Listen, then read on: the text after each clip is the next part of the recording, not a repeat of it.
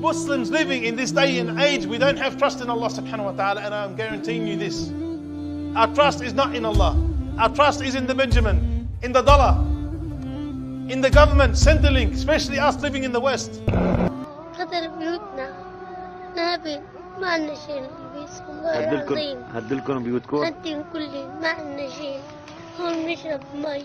Then the first thing we do, oh Allah, oh Allah, please, I can't handle this. And the Prophet Muhammad sallallahu alaihi wasallam, he said about what? And he's talking about the companions. إنكم قوم تستعجلون. Verily, you are people who are hasty, and the companions were going through hell. And the Prophet sallallahu alaihi wasallam said to them, what? There were people who came before you. They believed in Allah, these people, muwahideen. They were sawn in half. They were sawn into two pieces, and their insides were raked out with metal combs. But this didn't put them off their religion.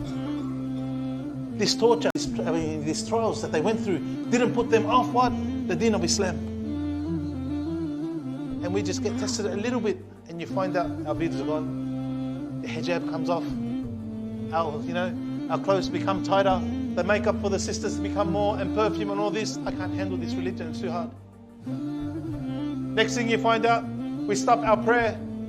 I'll pray when I get home. Then after that, what happens? You miss this one, you miss that one, to a point where we disbelieve in Allah subhanahu wa ta'ala. And don't tell me you don't know someone who's in this situation.